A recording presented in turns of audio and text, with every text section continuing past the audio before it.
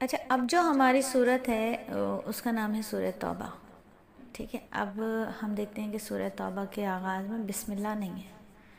تو پہلے یہاں اس کو ایک بات کو سمجھ لینا چاہیے کہ دیکھیے نبی صلی اللہ علیہ وآلہ وسلم کی ایک عادت مبارکہ تھی کہ جب بھی کوئی صورت نازل ہوتی تو آپ کاتبین وحی صحابہ کو بلا کر اس آیت کو جس جگہ جس صورت میں لکھنا ہوتا بتا دیتے اور آیت کو لکھوا دیتے. لیکن یہ آیتیں جنہیں سورہ توبہ کے نام سے جانا جاتا ہے اس کے متعلق نبی صلی اللہ علیہ وآلہ وسلم نے کچھ ارشاد نہیں فرمایا کہ انہیں کس صورت میں کس جگہ پر لکھنا ہے. اس لیے ایسا سمجھا جا سکتا ہے کہ یہ بھی ایک مستقل صورت ہوں گی. تو تاہم سورہ انفال کی آخری اور سورہ توبہ کی ابتدائی آیت کے مضامین میں مناسبت پائی جاتی ہے، اور دونوں صورتوں میں مناسبت کی وجہ سے سورہ توبہ کو سورہ انفال کے بعد رکھا گیا ہے.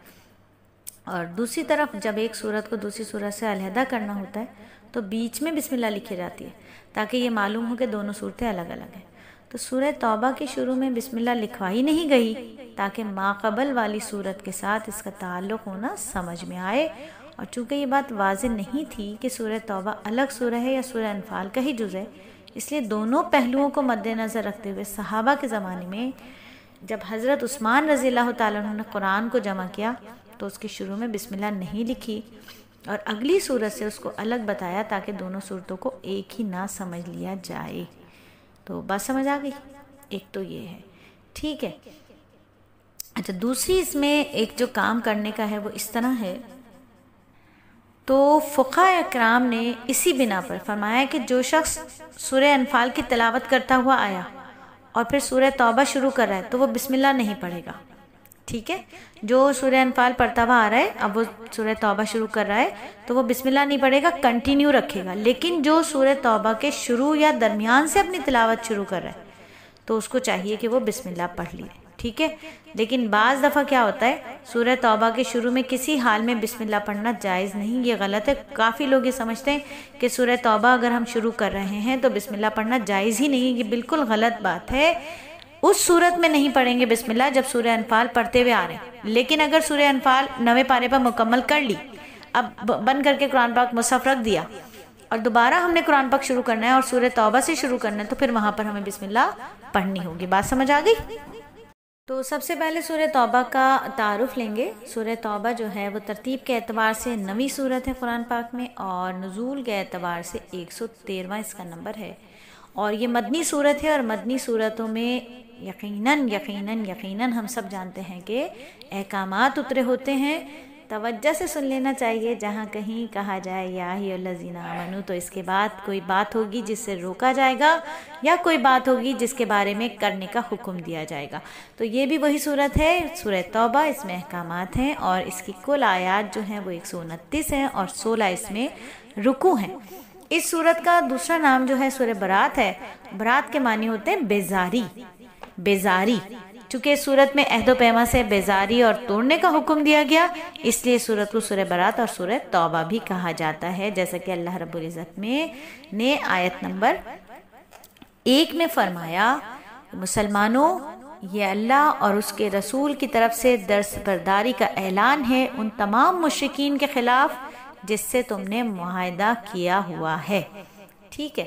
تو کچھ صورتیں ہوتی ہیں جن کا شان نزول بھی ہوتا ہے. شان نزول اس کو کہتے ہیں کہ کوئی ایک ایسا واقعہ جو صورت کے اترنے کا وجہ بنتا ہے. وجہ نزول جو ہوتی ہے اس کو ادب سے شان نزول کہا جاتا ہے. اسی طرح کوئی حدیث جب نبی صلی اللہ علیہ وآلہ وسلم اور بروایت ہم تک پہنچتی ہے نبی صلی اللہ علیہ وآلہ وسلم کی حدیث اور اس کے پیچھے کوئی بیک گراؤنڈ میں کوئی واقعہ ہوتا ہے تو اس واقعے کو کہتے ہیں شان ورود. تو اس صورت کا بھی ایک شان نزول ہے اور شان نزول کچھ یہ ہے. تو سورہ توبہ میں جو یہ صورت 9 ہجری میں اس وقت نازل ہوئی تھی جب نبی صلی اللہ علیہ وآلہ وسلم رومیوں کی سرکوبی کے لیے نکلے تھے. اور جو یہ آپ صلی اللہ علیہ وآلہ وسلم جو رومیوں کی سرکوبی کے لیے نکلے تو اس غزوہ کو کہتے ہیں غزوہ تبوک. تو غزوہ تبوک جو ہے وہ سخت گرمیوں کے موسم میں آیا تھا اور سفر بہت لمبا تھا اور یہ پھل پکنے کا زمانہ تھا اور ان عرب کا جو معاش تھا نا اہم ذریعہ وہ کھجور کا پھل ہی تھا. اور مقابلہ ایسی سلطنت سے تھا جسے اس وقت کی سپر پاور ہونے کا دعویٰ تھا. مختصر یہ تھا کہ یہ غزوہ اہل ایمان کے لیے ان کے صدق اور اخلاص کا امتحان تھا۔ تو اس غزوے کے ذریعے سے جو ہے وہ مومنوں و منافقوں کے درمیان امتیاز ہو گیا تھا۔ تو سورہ توبہ کے بنیادی اہداف جو تھے وہ یہ تھے کہ سورہ مشرکین اور اہل کتاب کے ساتھ جہاد کا جو احکام ہے ان کو بیان کرنا، اور غزوہ تبوک کے پس منظر میں جو اہل ایمان اور اہل نفاق کے درمیان فرق واضح کر دینا تھا۔ تو مشرکین جو تھے، جہاں تک احکام جہاد کا تعلق ہے تو اللہ رب العزت نے برات کا اعلان کیا، جو مسلمانوں نے مشرکین کے ساتھ کیے تھے ان کے لیے انتہائی مدت 4 ماہ مقرر کر دی، جو حرمت والے مہینے تھے۔ تو مشرکین جو تھے نا، وہ بیت اللہ کا حج کرنے سے بھی منع کر دیا گیا ان کو، کیونکہ یہ لوگ کئی بار حج چکنی کے مرتکب ہو چکے تھے، اسلام کے بڑھتے ہوئے سیلاب کو روکنا چاہتے تھے، یہود کے ساتھ یہ گٹھ جوڑ کرتے چلے آ رہے تھے، تو ان کو بیت اللہ کے طواف سے روکنا تھا۔ پھر مشرکوں سے برات کا اعلان کرنے کے بعد اہل کتاب کے ساتھ بھی قتال کی اجازت دی گئی کہ مکر و فریب کریں، عہد چکنی کریں، منافقت کریں، جھوٹ ان کی فطرت میں رچ بس ہو چکا تھا۔ یہود کا قبیلہ جو تھا بنو قریظہ اور بنو نذیر اور بنو قینقاع، انہوں نے اسلام اور مسلمانوں کو نقصان پہنچانے کا کوئی موقع ہاتھ سے نہیں جانے دیا تھا، تو کہا کہ بھئی اہل کتاب کے ساتھ بھی قتال کریں۔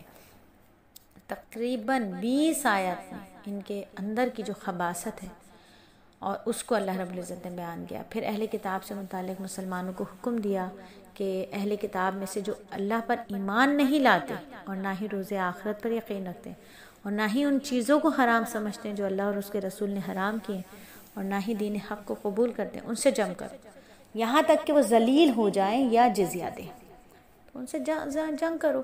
اور جہاں تک اس صورت کے ہدف کا تعلق ہے، منافقوں کی علامات کو اس صورت میں بیان کیا گیا ہے کہ وہ سب کے سامنے ذلیل اور رسوا ہو کر رہیں گے، اسی لیے صورت کا نام سورہ فاضحہ بھی ہے، یعنی رسوا کرنے والی صورت۔ مشرکین جو تھے نا، وہ ان کا جو کام تھا وہ یہ تھا کہ اس صورت کے نزول سے قبل انہوں نے اپنے آپ کو اسلام کے خوب زبانی دعووں کے پردوں میں چھپایا ہوا تھا، لیکن اس صورت نے ان کے باطن کو یوں ظاہر کیا کہ سب نے جان لیا کہ کون منافق ہے اور کون مومن ہے۔ منافقوں کی کمزوریوں اور عیبوں کو نمایاں کرنے کا ظاہری سبب غزوہ تبوک بن گیا۔ جہاد تو ویسے ہی جان جوکھوں کا کام ہے، یہ بہت بڑی عبادت ہے، لیکن یہ عبادت ایسی ہے جس میں جان جانے کا پورا خطرہ ہے۔ تو غزوہ تبوک میں مالی اعتبار سے اپنے وقت کی سب سے بڑی فوج کے ساتھ مقابلہ تھا، کیونکہ آگے رومیوں کی فوج تھی اور وہ بھی شدید گرمی اور فقر و فاقہ کے دنوں میں۔ تو منافقوں نے کیا کیا؟ منافقوں سے غزوہ کے پس منظر میں منافقوں نے جو حرکتیں کی نا، تو صورت میں انہیں اللہ رب العزت نے بتایا، اللہ نے پیشن گوئی فرمائی کہ منافق قسمیں کھا کر کہیں گے کہ اگر ہم طاقت رکھتے تو آپ کے ساتھ ضرور تبوک کی طرف نکل جاتے، یعنی یہ منافق ہیں، یہ قسمیں کھائیں گے کہ ہم نکل جاتے، اگر ہمیں طاقت ہوتی تو ہم ضرور نکل جاتے۔ چنانچہ ایسے ہی ہوا کہ جب نبی صلی اللہ علیہ وآلہ وسلم تبوک سے واپس آئے تو منافقوں نے جھوٹے عذر پیش کرنا شروع کر دیے، سوائے چند کے باقی تمام مخلص مسلمان فوراً جو تھے وہ غزوہ تبوک میں شرکت کے لیے تیار ہو گئے تھے، جبکہ منافقوں نے کیا کیا تھا؟ مختلف بہانے کیے تھے، مدینے میں رہنے کی اجازت انہوں نے حاصل کر لی تھی۔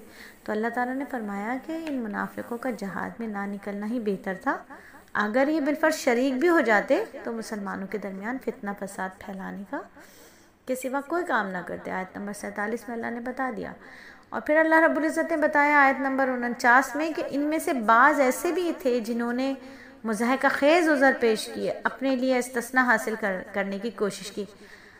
جد بن قیس نام کے ایک صاحب تھے، کہنے لگے یا رسول اللہ میں دل کا بڑا کمزور ہوں، جبکہ رومیوں کی عورتیں جو نا گورے رنگ کی ہوتی ہیں، مجھے ڈر ہے اگر میں جہاد میں گیا تو انہیں دیکھ کر فتنے میں مبتلا ہو جاؤں گا۔ کیسا بے تکا عذر انہوں نے پیش کیا۔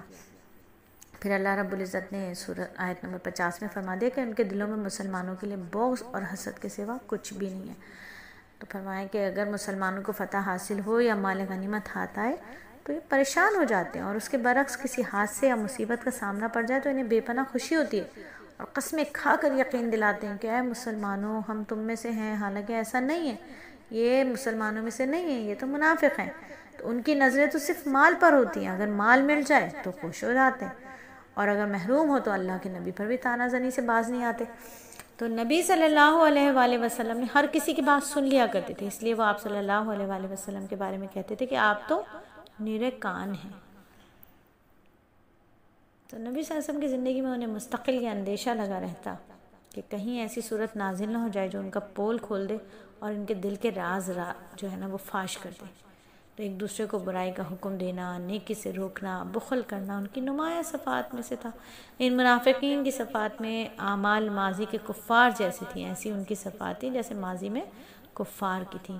تو اللہ رب العزت نے آیت نمبر 69 میں فرما دیا ان کے دل اللہ کی محبت اور اس کے ذکر شکر اس کی عظمت سے یکسر خالی ہیں۔ ظاہر ہے جس کے دل میں اللہ کی عظمت نہیں ہوگی اس کے لیے معصیت اور نافرمانی بہت آسان ہو جاتی ہے۔ پھر آگے اللہ رب العزت نے منافقوں کو کفار کے ساتھ تشبیہ دینے کے بعد قوم نوح، قوم عاد، قوم سمود، قوم ابراہیم، قوم لوط اور اصحاب مدین کا ذکر فرمایا، اور پھر اللہ نے 10ویں پارے کے آخر تک اللہ رب العزت نے منافقین کا ہی تذکرہ فرمایا، اور اللہ نے یہاں تک فرما دیا آیت نمبر 70 میں کہ اے نبی 80 میں کہ اے نبی اگر آپ ان کے لیے 70 بار بھی استغفار کریں گے تو اللہ ان کی ہرگز ہرگز مغفرت نہیں فرمائے گا، ہرگز اللہ رب العزت ان کی مغفرت نہیں فرمائے گا۔ یہ آیات جو ہے نا تو صحیح بخاری وغیرہ میں منقول ہے کہ عبداللہ بن ابی منافقین کا جو سردار تھا، لیکن اس کا بیٹے ایمان لے آئے تھے۔ عبداللہ بن عبداللہ سچے اور پکے مسلمان تھے، اگرچہ عبداللہ بن ابی کی جو منافقت تھی وہ کئی مواقع پر ظاہر ہو چکی تھی، لیکن چونکہ وہ زبان سے اپنے آپ کو مسلمان ہی کہتا تھا اس لیے ظاہر طور پر وہ مسلمانوں جیسے سلوک کیا جاتا تھا اس کے ساتھ۔ تو جب اس کا انتقال ہوا تو ان کے بیٹے حضرت عبداللہ نے جو بہت سچے پکے مسلمان تھے، نبی صلی اللہ علیہ وآلہ وسلم سے درخواست کی کہ آپ صلی اللہ علیہ وآلہ وسلم اس کا نماز جنازہ پڑھائیں۔ تو آپ تو امت کے ہر فرد کے لیے بڑے مہربان تھے، اس لیے آپ نے درخواست منظور فرما لی، اس کی نماز جنازہ پڑھانے کے لیے تشریف لے گئے۔ حضرت عمر رضی اللہ تعالیٰ عنہ نے آپ سے قرآن مجید کی آیت کا حوالہ دیا جو پیچھے گزر چکی ہے نا، آیت نمبر 80، کہ آپ ان کے لیے استغفار نہ کیا کرو، اگر ان کے لیے 70 مرتبہ استغفار کرو گے تب بھی میں چاہوں تو استغفار کروں، اللہ انہیں معاف نہیں کرے گا۔ تو نبی صلی اللہ علیہ وآلہ وسلم نے فرمایا کہ اللہ تعالیٰ نے مجھے اختیار دے دیا کہ میں چاہوں تو استغفار کر لوں، اس لیے میں 70 سے زیادہ مرتبہ استغفار کر لوں گا۔ تو چنانچہ آپ صلی اللہ علیہ وسلم نے اس کی نماز جنازہ پڑھائی۔ اس موقع پر یہ آیت نازل ہوئی جس میں نبی صلی اللہ علیہ وآلہ وسلم کو منافقین کی نماز جنازہ پڑھانے سے روک دیا گیا، اور پھر آپ نے کسی بھی منافق کی نماز جنازہ نہیں پڑھائی، پھر نماز جنازہ نہیں پڑھائی۔ مخالف منافقوں کے ساتھ ساتھ اللہ تعالیٰ نے ان مخلص مسلمانوں کا بھی اس میں ذکر فرمایا کہ جن میں کسی بڑھاپے کی وجہ سے، کوئی شدید بیماری کی وجہ سے، کوئی سامان جہاد نہ ہونے کی وجہ سے جہاد میں شرکت نہیں کر سکا تھا۔ ان لوگوں کے جذبات کا یہ عالم تھا کہ جہاد میں شرکت نہیں کرنے کی وجہ سے ان کی آنکھوں میں سے آنسو امڈ امڈ کر آ رہے تھے، اور ان کے لیے فرمایا کہ مخلصین کی اس جماعت پر کوئی گناہ نہیں ہے۔ پھر 10ویں پارے میں جہاں 10واں پارہ مکمل ہو رہا ہے، ابھی سورہ توبہ مکمل نہیں ہو رہی ہے، صرف 10واں پارہ مکمل ہو رہا ہے، وہاں آخری آیات میں اللہ رب العزت نے فرمایا کہ اللہ تعالیٰ جو لوگ جہاد پر نہ جانے کا، جو لوگ کمزور لوگوں پر جہاد پر نہ جانے کا کوئی گناہ نہیں، نہ بیماروں پر، نہ ان لوگوں پر جن کے پاس خرچ کرنے کو کچھ نہیں ہے جبکہ وہ اللہ اور اس کے رسول کے ساتھ مخلص ہوں، نیک لوگوں پر کوئی الزام نہیں، اللہ بہت بخشنے والا اور مہربان ہے۔ اور نہ ہی ان لوگوں پر کوئی گناہ ہے جن کا یہ حال ہے کہ جب وہ تمہارے پاس اس غرض سے آئے کہ تم انہیں کوئی سواری مہیا کر دو، اور تم نے کہا کہ میرے پاس تو کوئی ایسی چیز نہیں جس پر میں تمہیں سوار کرا سکوں، تو وہ اس حالت میں واپس گئے کہ ان کی آنکھوں میں آنسوؤں سے بہہ رہی تھی اور ان کے پاس خرچ کرنے کو کچھ نہیں تھا۔ تو یہ آیات روایات میں ہے کہ یہ 7 انصاری صحابہ تھے، حضرت سالم بن عمیر، حضرت علبہ بن زید، حضرت عبد الرحمن بن کعب، حضرت عمر بن حمام، حضرت عبداللہ بن مفعل، حضرت حرمی بن عبداللہ، حضرت ارباز بن ساریہ رضی اللہ تعالیٰ عنہم اجمعین تھے۔ انہوں نے جب غزوہ تبوک میں شامل ہونے کے لیے اپنے شوق کا اظہار فرمایا اور نبی صلی اللہ علیہ وآلہ وسلم سے سواری کی درخواست کی تو آپ نے فرمایا کہ میرے پاس کوئی سواری نہیں ہے، تو یہ روتے ہوئے واپس چلے گئے تھے۔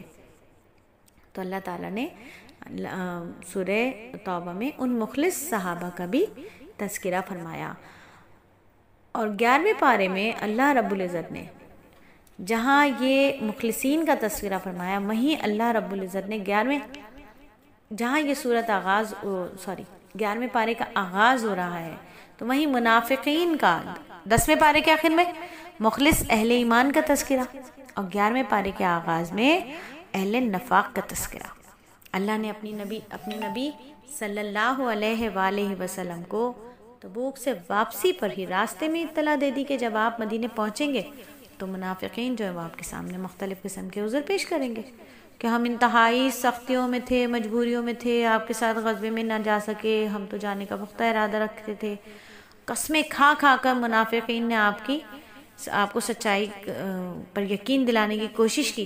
آپ صلی اللہ علیہ وآلہ وسلم تو مروت اور شرافت کے نمونے تھے۔ آپ صلی اللہ علیہ وآلہ وسلم نے اپنی مروت اور شرافت کی بنا پر حقیقت جانتے ہوئے بھی خاموشی اختیار فرمائی، انہوں نے جھوٹا قرار نہیں دیا۔ یہ میرے نبی کا حسن ظن ہے۔ تو منافقوں کے مقابلے میں اللہ تعالیٰ نے مخلص مسلمانوں کی صفات بیان فرما دی کہ ان لوگوں کی تعریف کی ہے جو اپنی غلطی کا اعتراف کر لیتے اور جھوٹ بول کر غلط کو صحیح قرار دینے کی کوشش نہیں کرتے۔ پھر آگے اللہ رب العزت نے درمیان میں ان منافقوں کا ذکر آ گیا جنہوں نے اسلام کو نقصان پہنچانے کے لیے اور کفر کے فروغ اور مسلمانوں کے درمیان تفرقہ ڈالنے کے لیے مسجد ضرار کی تعمیر کی تھی۔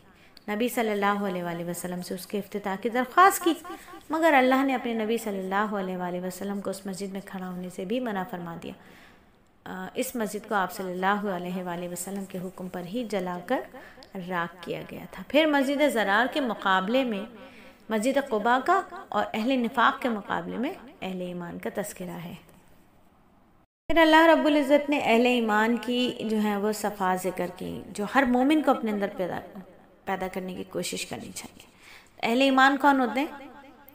جو توبہ کرنے والے ہوتے ہیں، عبادت کرنے والے ہوتے ہیں، اللہ تعالیٰ کی تعریف بیان کرنے والے ہوتے ہیں، روزہ رکھنے والے ہوتے ہیں، رکوع کرنے والے ہوتے ہیں، سجدہ کرنے والے ہوتے ہیں، نیک کاموں کا حکم دینے والے ہوتے ہیں، برائی سے روکنے والے ہوتے ہیں، اللہ کی حدود کی حفاظت کرنے والے ہوتے ہیں۔ آیت نمبر 112 میں اللہ رب العزت نے یہ صفات بیان فرما دی کہ اہل ایمان وہ جو جنت کا حصول چاہتے ہیں ان کے اندر یہ صفات ہونی چاہیے۔ اچھا، غزوہ تبوک میں شرکت سے جو لوگ محروم رہ گئے تھے ان میں 3 ایسے مخلص مسلمان بھی تھے جن کے اخلاص اور ایمان میں کوئی شک نہیں تھا۔ وہ تھے حضرت کعب بن مالک، حلال بن امیہ اور مرارہ بن ربیع۔ اچھا، انہوں نے جانے میں جو سراسر اپنی غلطی اور سستی اور کاہلی کو دخل تھا، پیچھے رہ جانے والے تھے، انہوں نے صاف صاف اعتراف کر لیا کہ بھئی پیچھے رہ جانے میں ہماری اپنی غلطی تھی اور ہماری اپنی سستی تھی اور کاہلی تھی۔ ان کے معاملے کو الگ رکھ دیا گیا، یعنی ایک تو وہ تھے جو عذر بیان کر رہے تھے، لیکن ایک یہ تھے جو اپنی غلطی کو بالکل مان رہے تھے، ایکسیپٹ کر رہے تھے۔ تو یہاں تک 50 دن تک ان کا بائیکاٹ بھی کیا گیا، لیکن پھر بھی انہیں سچ بولنے کی وجہ سے ایسا نوازا اللہ رب العزت نے کہ ان کی توبہ کی قبولیت کا اعلان وحی کے ذریعے ہوا۔ یہ اعلان ان کے لیے اتنی بڑی خوشی تھا کہ خود رسول اللہ صلی اللہ علیہ وآلہ وسلم نے حضرت کعب بن مالک سے خطاب کرتے ہوئے فرمایا، جب سے تمہیں تمہاری ماں نے جنا ہے، آج سے بہتر اور مبارک دن تم پر نہیں آیا۔ تو ان حضرات کی توبہ جو قبول ہوئی اس کا ذکر آیت نمبر 117 سے 118 تک ہے، جس میں اللہ رب العزت فرما رہے ہیں، اور ان تینوں پر بھی اللہ نے رحمت کی نظر فرمائی جن کا فیصلہ ملتوی کر دیا گیا تھا، یہاں تک کہ جب ان پر زمین پر اپنی ساری وسعتوں کے باوجود زمین تنگ کر دی ہو گئی، ان کی زندگیاں ان پر دوبھر ہو گئیں اور انہوں نے سمجھ لیا کہ اللہ کی پکڑ سے خود اسی کی پناہ میں آئے بغیر کہیں اور پناہ نہیں ملے گی، تو پھر اللہ نے ان پر رحم فرمایا تاکہ وہ آئندہ اللہ ہی سے رجوع کیا کریں۔ یقین جانو اللہ بہت معاف کرنے والا اور بڑا مہربان ہے۔ اے ایمان والو، اللہ سے ڈرو اور سچے لوگوں کے ساتھ رہا کرو۔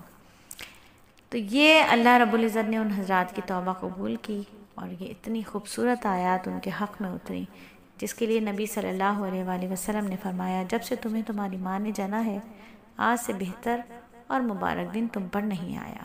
پھر آگے اللہ رب العزت نے ایمان والوں کی بات کی، اہل ایمان کو کچھ تاکید فرمائی ہے۔ پھر آگے آیا اللہ رب العزت نے اہل ایمان کو 4 باتوں کی تاکید فرمائی کہ پہلی ہے کہ وہ خفیہ اور اعلانیہ تقوی کو لازم پکڑیں. تقوی کی بات کرنی چاہیے، تقوی پر جمے رہنا چاہیے، چاہے وہ آپ تنہائی میں ہوں تب بھی تقوی کو پکڑ کے رکھیں اور سب کے سامنے ہوں تب بھی. تو اور دوسری یہ کہ اہل نفاق سے دور رہیں، صرف سچوں کی صحبت اختیار کریں، ایمان والوں کے ساتھ رہیں. تیسری یہ کہ وہ رزق کی تنگی اور کشادگی میں اللہ کے رسول صلی اللہ علیہ وآلہ وسلم اور اللہ کے رسول صلی اللہ علیہ وآلہ وسلم کو ترجیح دیں. چوتھی بات یہ کہ اللہ کی طرف سے جو وعدہ ہے ہر قسم کی عبادت اور اطاعت کا اللہ کی طرف سے اجر مل کر رہے گا. یہ اللہ کے دین کے لیے جس قدر مشقت اٹھائی جائے گی اتنا ہی اجر و ثواب ہوگا. پھر آگے جہاد کی فضیلت اور اہمیت کے باوجود حکم دیا کہ سارے ہی مسلمانوں کو جہاد پر نہیں چلے جانا چاہیے، بلکہ کچھ لوگوں کو نبی صلی اللہ علیہ وآلہ وسلم کی خدمت میں بھی حاضر رہنا چاہیے اور تاکہ ان سے دین کی سمجھ حاصل کریں.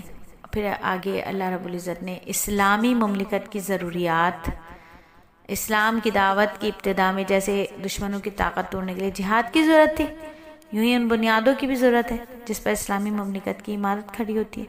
تو اس مقصد کے لیے شرعی احکامات کے نزول کا سلسلہ مستقل جاری رہا اور نبی صلی اللہ علیہ وآلہ وسلم ایسی افراد کی تیاری میں مصروف رہے جو مستقبل کے لیے کیا بنیں گے؟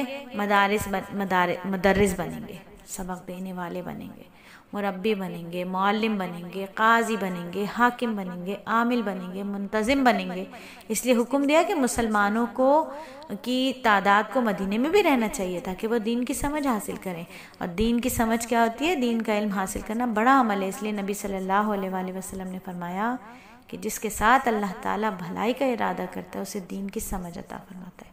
اور پھر اللہ کے نبی صلی اللہ علیہ وآلہ وسلم کا ایک فرمان اور بھی ہے کہ ایک فقیہ شیطان پر 1000 عابد سے زیادہ بھاری ثابت ہوتا ہے، یعنی ایک مفتی عالم سے زیادہ اس کا درجہ ہے.